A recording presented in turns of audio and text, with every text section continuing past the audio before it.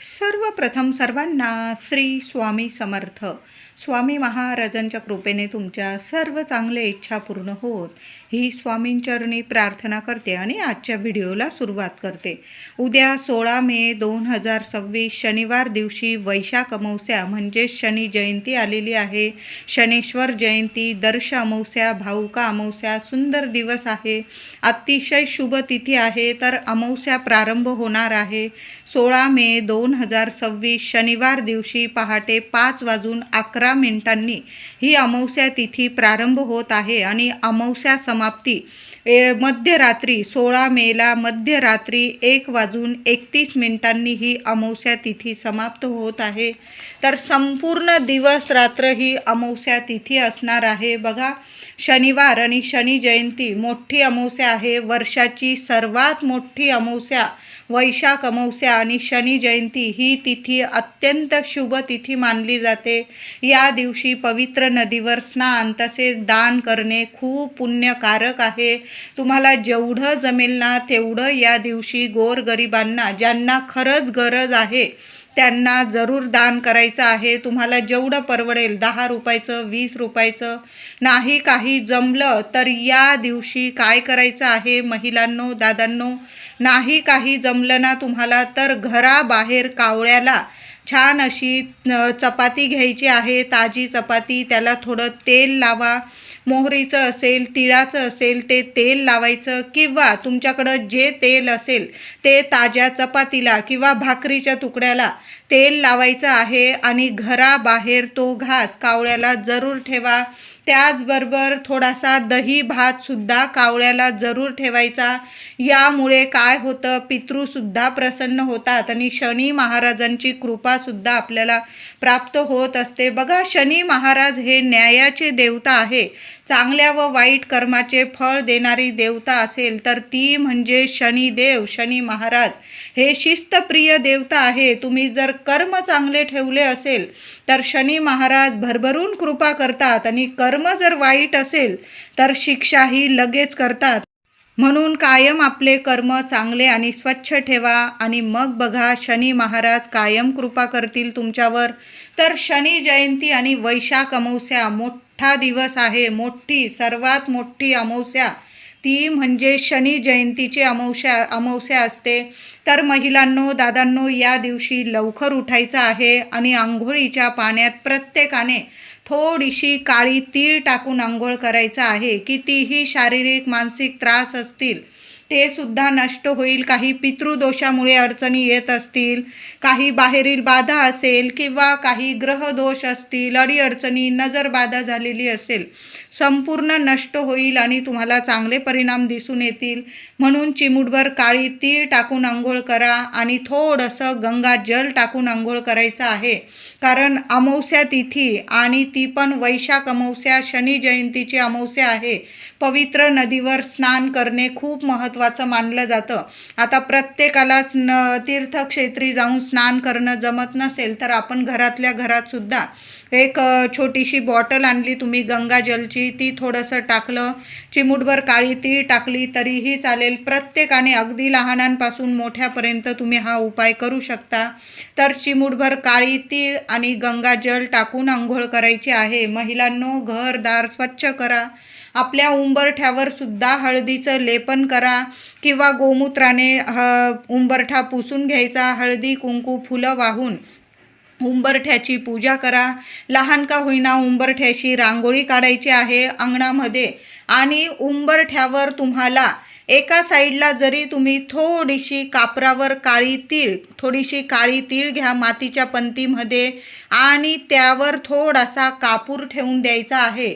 दिवसभर ठेवून द्यायचा आहे. संध्याकाळी काय करायचं आहे, ती तीळ असेल, ती मातीची पंती असेल, ती घराबाहेर जायचं आहे घेऊन आणि ती तीळ आणि तो कापूर जाळून टाकायचा आहे आणि जे काय उरेल ते घराबाहेर एखाद्या कोपऱ्याला टाकून द्यायचं आहे. सकाळीच तुमच्या घराच्या मुख्य उंबरठ्याची पूजा करा. एका मातीच्या पंतीमध्ये किंवा भांड्यामध्ये थोडीशी तीळ काळी तीळ आणि थोडासा कापूर, 1 तुकडा 2 तुकडा कापराचे ठेवून द्यायचा आहे. एका साईडला ठेवा म्हणजे कुणाचा पाय लागणार नाही. दिवसभर राहू द्या. ऐन संध्याकाळी किंवा थोडी रात्र झाली चालेल, कारण या दिवशी 16 तारखेला संपूर्ण दिवस रात्र ही अमावस्या तिथी असणार आहे. दिवसभर ती वस्तू त्याच आपल्या उंबरठ्यावर राहू द्या. संध्याकाळी किंवा तुम्हाला जेव्हा वेळ मिळेल रात्रीच्या आत त्या वस्तू घराबाहेर जाळून टाकायच्या आहे आणि उरलेल्या वस्तू एखाद्या झाडाखाली टाकून द्या.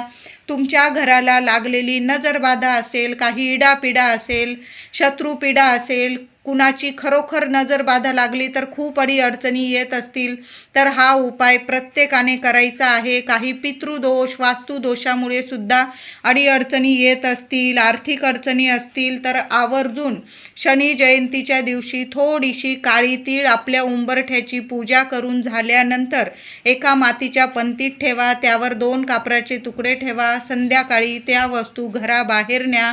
कुणाशीच बोलू नका तुम्ही काय करताय काय नाही. त्या वस्तू जाळून टाका.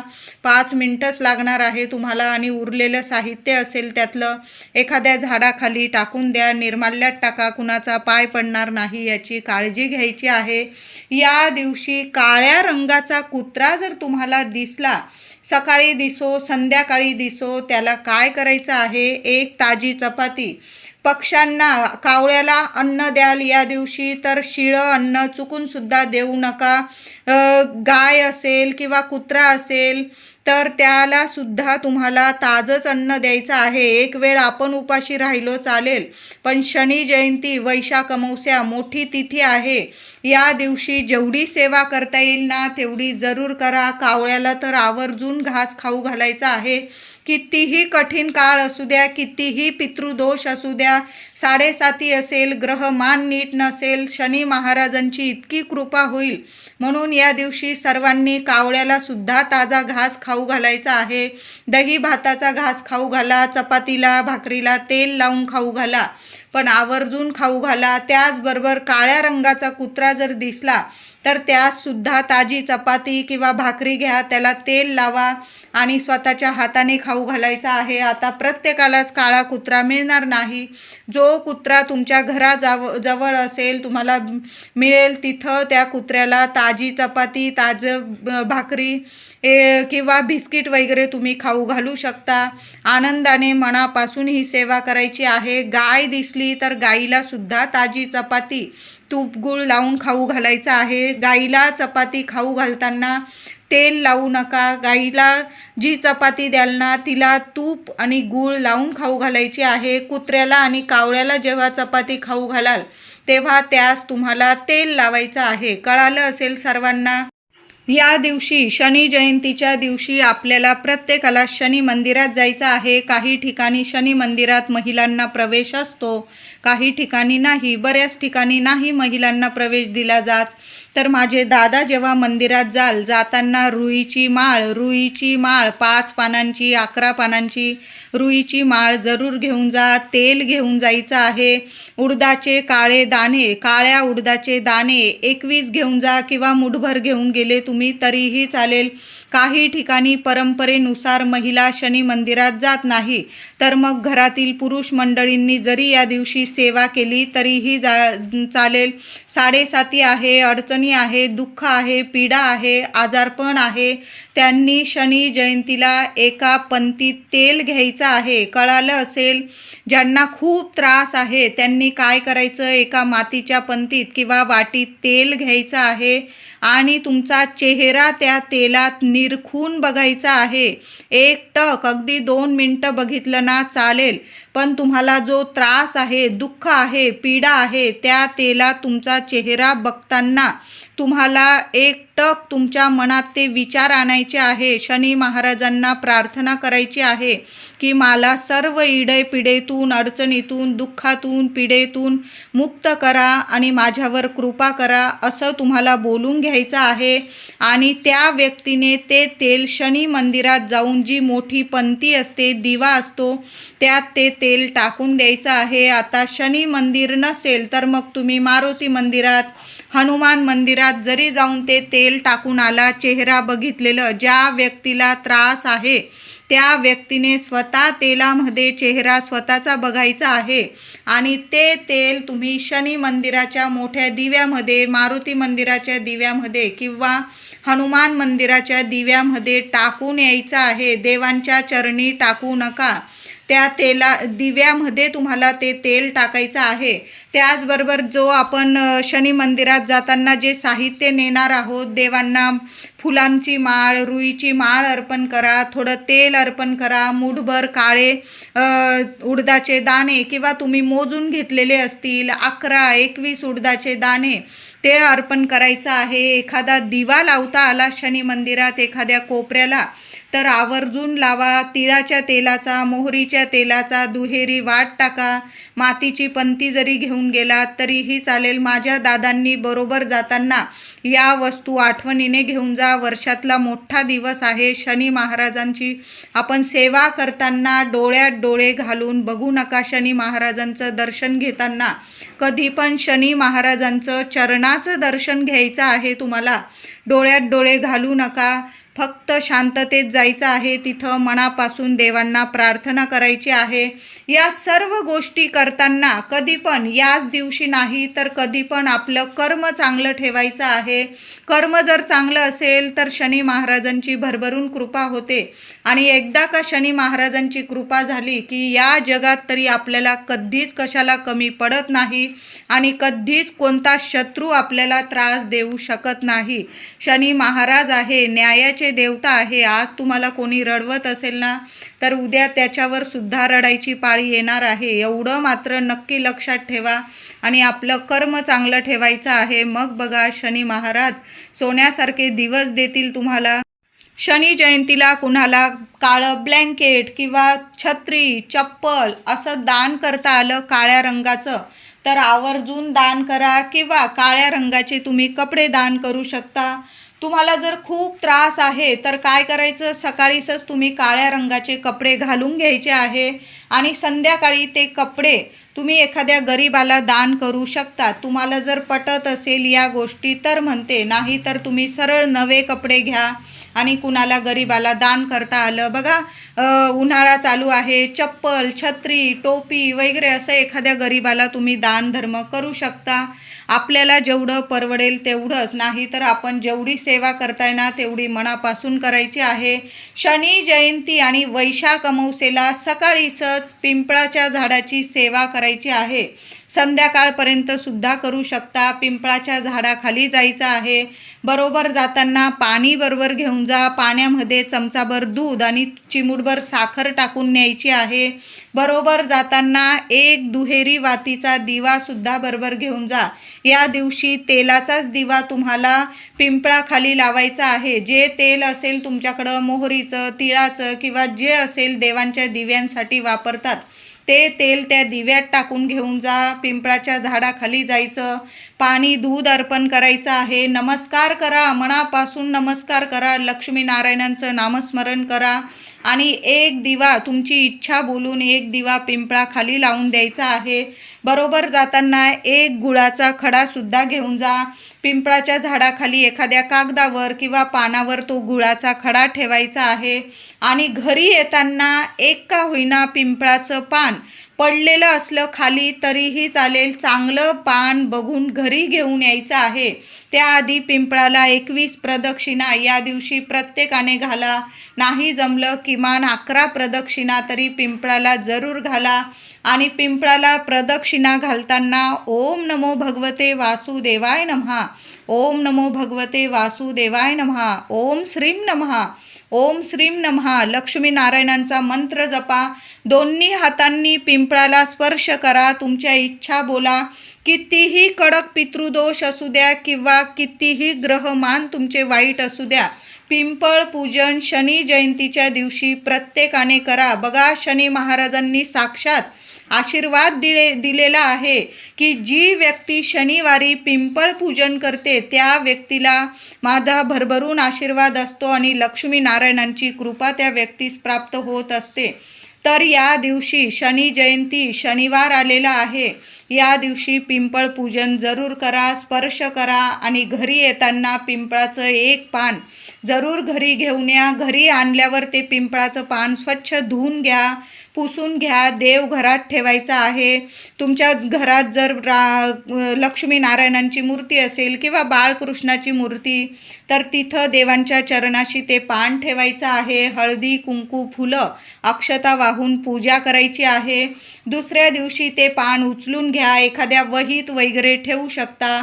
वाळलं तरीही चालेल. पान वाळल्यावर तुम्ही त्याची फ्रेमसुद्धा बनवून आणू शकता आणि त्या फ्रेमची तुम्ही नित्य नियमाने दर शनिवारी पूजा जरी केली तरीही चालेल. पण एक पान शनी जयंतीच्या दिवशी पिंपळाचं पान घरी घेऊन यायचं आहे. खूप सुंदर अनुभव येतील, सोन्यासारखे अनुभव येतील. कठीण काळातून सुद्धा तुम्हाला मार्ग मिळेल, अडीअडचणीतून मार्ग मिळेल, मुलांना प्रगती मिळेल, घरात अखंड लक्ष्मी नारायणांची कृपा होईल. म्हणून ही सेवा आवर्जून करा. शनी जयंती आणि वैशाख अमावस्या, मुलांवरून सुद्धा एक वस्तू उतरवून टाकायची आहे. तर काय करायचं आहे महिलांनो, मुलांवरून मुठभर तांदूळ उतरवू शकता तुम्ही, किंवा थोडासा भात उतरवला, किंवा एखादा तुरटीचा खडा उतरवून टाकू शकता. किंवा तुम्हाला जर नारळ परवडत असेल तर तुम्ही मुलं जेवढी असतील तुमची, एक असो दोन असो, एका नारळाने दोन मुलांची दृष्ट उतरवू नका, नजर काढू नका. दोन मुलांसाठी तुम्हाला 2 नारळ लागणार आहे. लहान जरी घेतले चालेल. चांगले नारळ बघून घ्यायचे आहे. तडा वगैरे गेलेलं घेऊ नका. चांगलं पाणीदार नारळ घ्या. मुलाला पूर्व पश्चिम उभं करा. मुलाच्या डोक्यापासून पायापर्यंत ते नारळ नीट 7 वेळा उतरवून घ्यायचा आहे. शेंडी मुलाकडं आली पाहिजे अशा पद्धतीने नारळ पकडायचा उजव्या हातात आणि मुलावरून 7 वेळा तो नारळ ओवाळून घ्या आणि घराबाहेर डस्टबिनमध्ये नारळ टाकून द्यायचा आहे. शनी जयंती, वैशाख अमावस्या, मोठी अमावस्या आहे. घरावरून सुद्धा एक नारळ प्रत्येकाने घरावरून 7 वेळा नारळ ओवाळून डस्टबिनमध्ये टाकून द्या. घराला लागलेली काही इडापिडा असते, अडचणी, नजरबाधा क्षणात नष्ट होतात आणि आपल्या घराची भरभराटी होते, लक्ष्मी टिकून राहते. म्हणून आपल्या घराची प्रगती होण्यासाठी वैशाख अमावस्येला, शनी जयंतीला एक नारळ घरावरून सुद्धा 7 वेळा घड्याळाच्या दिशेने नारळ ओवाळा आणि एखाद्या कोपऱ्याला टाका, डस्टबिनमध्ये टाका. कृपया कोणाच्या पायाशी येणार नाही याची सर्वांनी काळजी जरूर घ्यायची आहे. या दिवशी जर तुमच्या घराजवळ शनी महाराजांचं मंदिर नसेल तर तुम्ही हनुमान मंदिरात जाऊ शकता, मारुती मंदिरात जाऊ शकता. या दिवशी प्रत्येकाने हनुमान चालीसा जरूर पठण करा. घरात पठण करा किंवा ऐकली तरीही चालेल. एक माळ ओम शनेश्वराय नमः, एक माळ जरूर शनी मंदिरात बसून माळ जपा किंवा घरी जरी जपली तुम्ही, पण एक माळ शनी महाराजांचा मंत्र या दिवशी जरूर जपायचा आहे. शनी जयंती आणि वैशाख अमावस्या, महिलांनो संध्याकाळी कापूर सोबत थोडीशी काळी तीळ जाळायची आहे. 5 लवंग जाळा, थोडी पिवळी मोहरी असेल जाळा. तर अशा पद्धतीने शनी जयंतीला, वैशाख अमावस्येला घरात महिलांनो कापूर जरूर जाळा.